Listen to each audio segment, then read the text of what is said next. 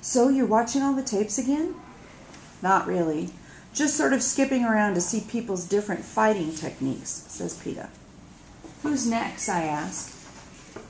You pick, says PETA, holding out the box. The tapes are marked with the year of the games and the name of the victor. I dig around and suddenly find one in my hand that we have not watched. The year of the games is 50. That would make it the second quarter quell. The name of the victor is Hamish Abernathy.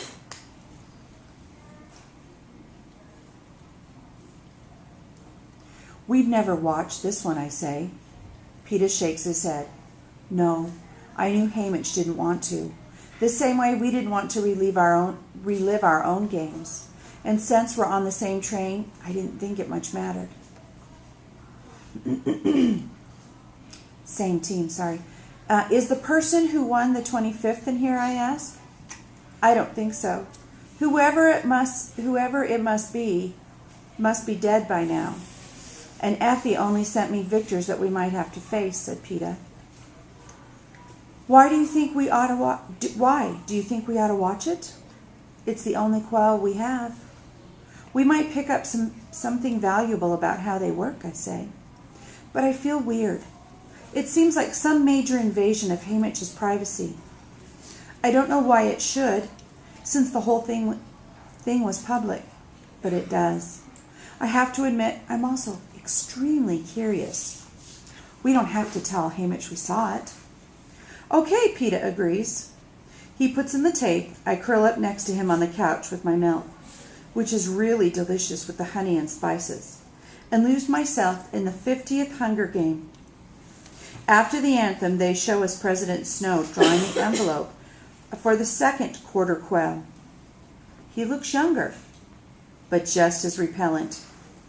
He reads from a square of paper in the same erroneous voice he used for ours, informing Panem that in honor of the quarter quell, there will be twice the number of tributes.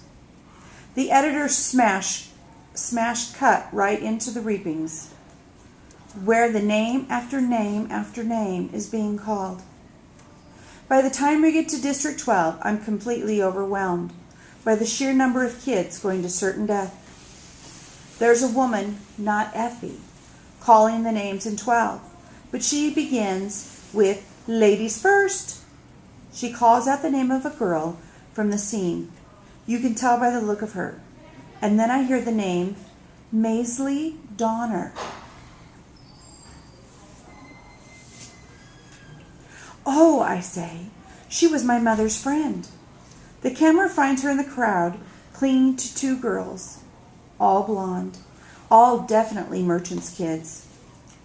I think that's your mother hugging her, says PETA quietly.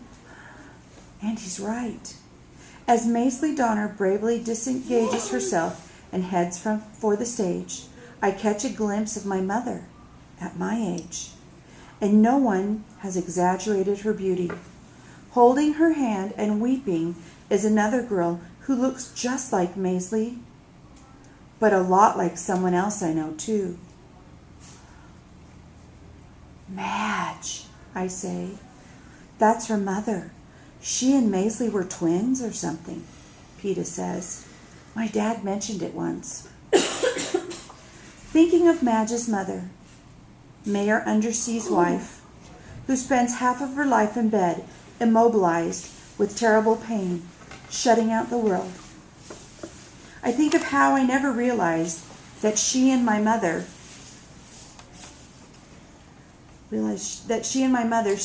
shared this connection, of Madge showing up in the snowstorm to bring the painkiller for Gail, of the Mockingjay pin, and how it means something completely different now.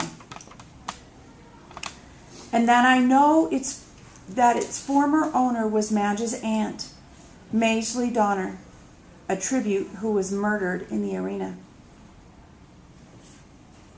Hamish's name is called last of all. It's more of a shock to see him than my mother. Young, strong, hard to admit, but he was something of a looker.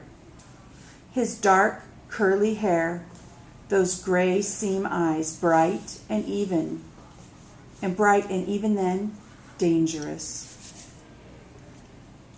"Oh, Peeta, you don't think he killed Maisley, do you?" I burst out. "I don't know why, but I can't stand the thought." "With 48 other players? I'd say the odds are against it," says Peeta. The chariots ride, in which District 12 kids are dressed in awful coal miners' outfits, and the interviews flash by. There's little time to focus on anyone. But since Haymitch is going to be the victor, we get to see one full exchange between him and Caesar Fleckerman, who looks exactly like he always does, in his twinkling midnight blue suit. Only his dark green hair and eyelids are different.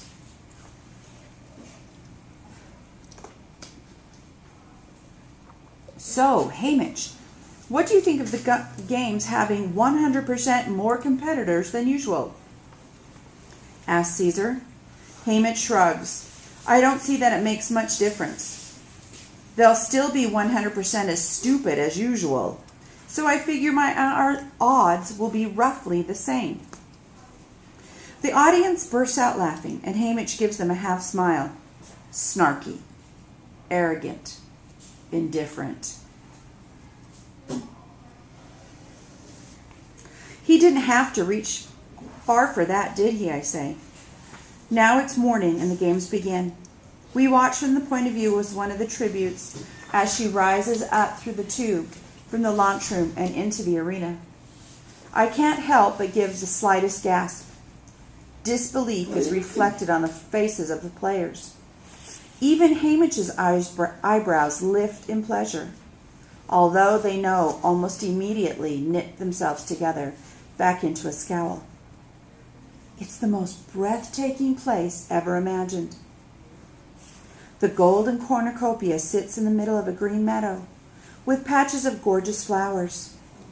The sky is azure blue with puffy white clouds. Bright songbirds flutter overhead. By the way, some of the tributes are sniffing. It must smell fantastic. An aerial shot shows that the meadow stretches for miles. Far in the distance, in one direction, there seems to be woods. In the other, snow-capped mountain. The beauty disorients many players, because when the gong sounds, most of them seem like they're trying to wake up from a dream. Not Haymitch, though. He's at the cornucopia armed with weapons and a backpack of choice supplies. He heads for the woods before most of the others have stepped off their plates. 18 tributes are killed in a bloodbath that first day.